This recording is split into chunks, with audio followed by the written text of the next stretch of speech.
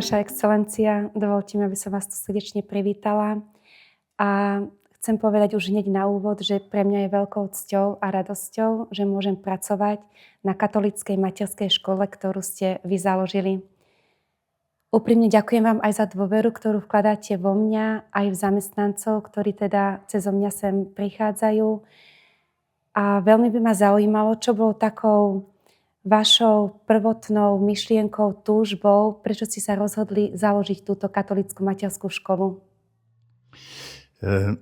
Najskôr by som povedal takto, že keď ma teraz tu vítate ako súčasná riaditeľka a iste aj v mene celého tímu, tak keby som mal menej rokov, hneď by som sa prihlásil do tejto škôlky, aby som tu mohol a ja tu byť a s tými detvákmi poskakovať, hrať sa, ale aj spať a potom aj modliť sa, že by som vás veľmi počúval, zvlášť čo sa týka toho popoludňajšieho spania. A keďže som vyjadril to, čo sám vnímam ako také osobné chcenie, tak v tom je značne vyjadrené aj to, že prečo je dôležitá materská škola alebo škôlka aj pre deti, alebo prečo som bol tak nejako motivovaný, aby tu v našej Rožňave sme mali materskú školu, ktorá má katolícke znaky, výchovy a tak ďalej. No už je to preto, lebo dieťa sa vychováva človek sa vychováva od detského veku. A keď toto nejako premeškáme, ostávajú tam nejaké trhliny.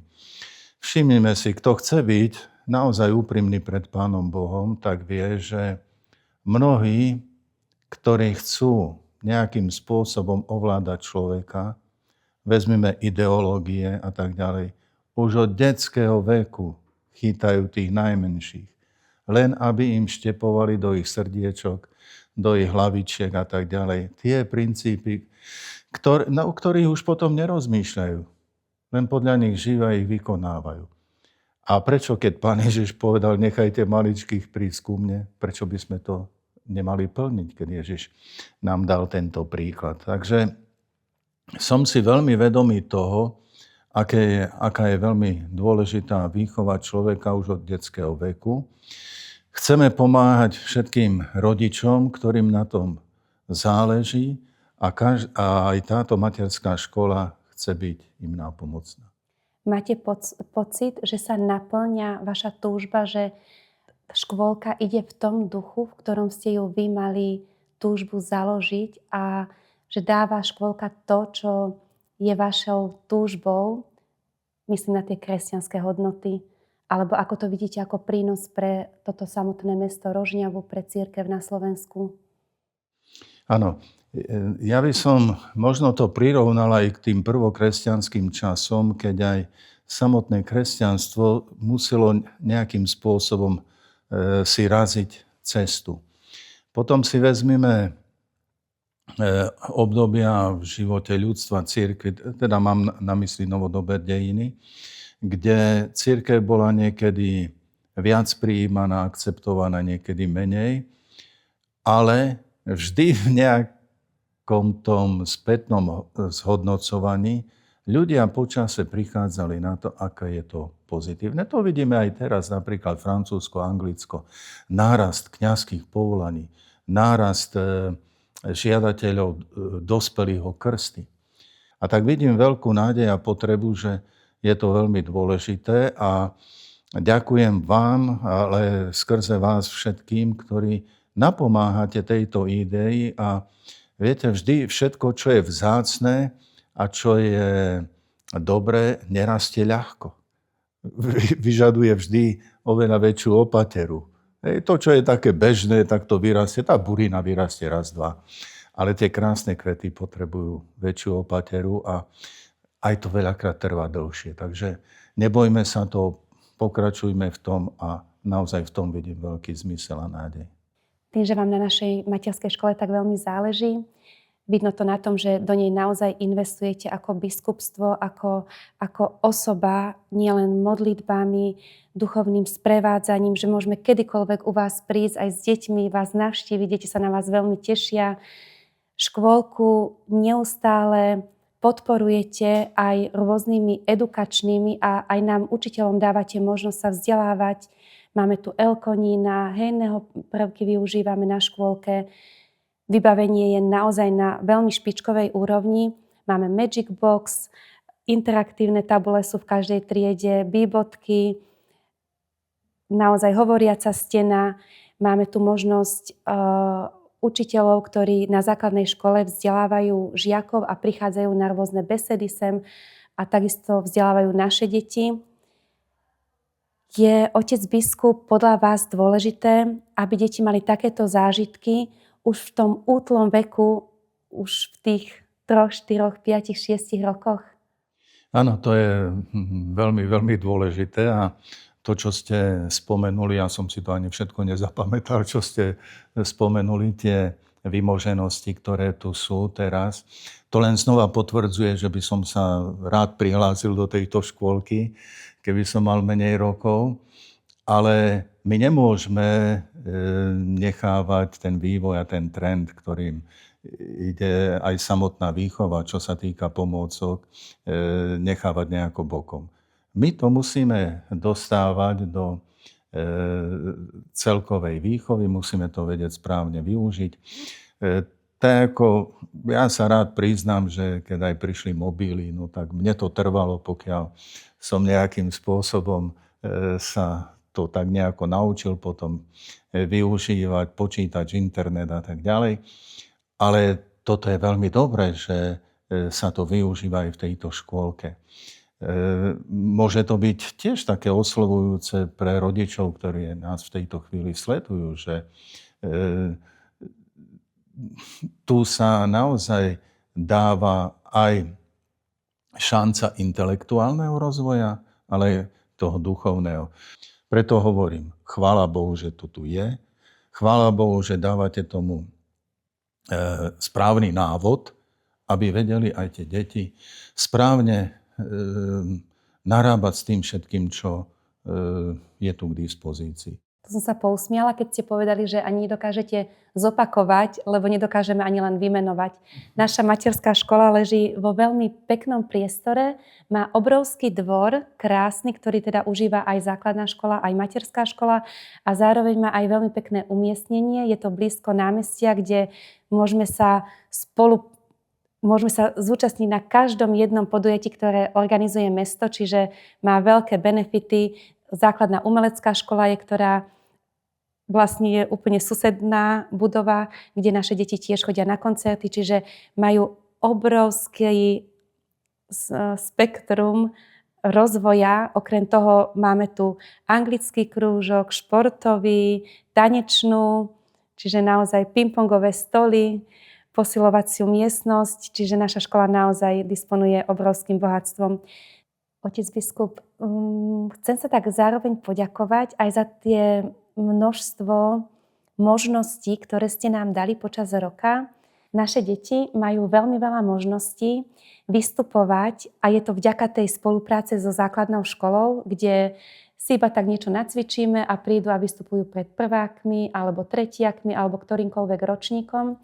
Zároveň ideme s takým maličkým vystúpením aj na charitu alebo do domova dôchodcov. Zaujímalo by ma, aké je to pre vás, otec biskup, keď sa tak zastavíme s tou skupinkou, niekedy aj neohlásenie, ako nás prijímate. Z našej strany to cítime ako niečo veľmi srdečné. Aké je to pre vás a ako to vnímajú aj ľudia, keď nás tak stretajú na ulici, čo to tak v nich vyvoláva, keď takí drobci prídu a niečo. Ste začali tým, že keď ma vyrušíte, tak vy vyrušíte nielen mňa, ale celý biskupský úrad, lebo všetci sme odrazu v takej srdečnej pohotovosti, lebo každé dieťa a táto skupina detí, keď príde z katolíckej školy, to vždycky priniesie takú srdečnosť, také oživenie. Keď sa tam rozbehnú po našom dvore, ktorý je limitovaný, že nemusia sa obávať nejakých idúcich aut a tak podobne, tak sa len modlím za nich, aby tie zdravé nôžky im ostali, aby dokázali vždycky takto skackať. Takže to je veľké povzbudenie vždycky a oživenie aj pre nás všetkých. A keď hovoríte aj o týchto aktivitách, už len samotné prejdenie po meste s tými deťmi, to aj badať na iných deťov, na iných škôlkach, tak ďalej. Darmo to dieťa je milé, to dieťa tak nejako priťahuje každého, kto má takú dobrotu, milotu vo svojom srdci. Takže vždy sa len povzbudí a možno už každý hľadá nejaký ten cukríček, ktorým by obohatil toto dieťa. A to je normálne a to je pekné a tak by to malo byť. Takže vďaka vám za tieto vyrušenia. Deti tým rastú, to by som tak doplnila, deti tým rastú v takom, že sú také smelšie, neboja sa vystupovať. A zároveň by som rada povedala, že naše deti tak prirodzene, tak plynulo z rodiny v škôlke, majú tú istú výchovu, že v tom ja vidím taký veľký prínos našej škôlky.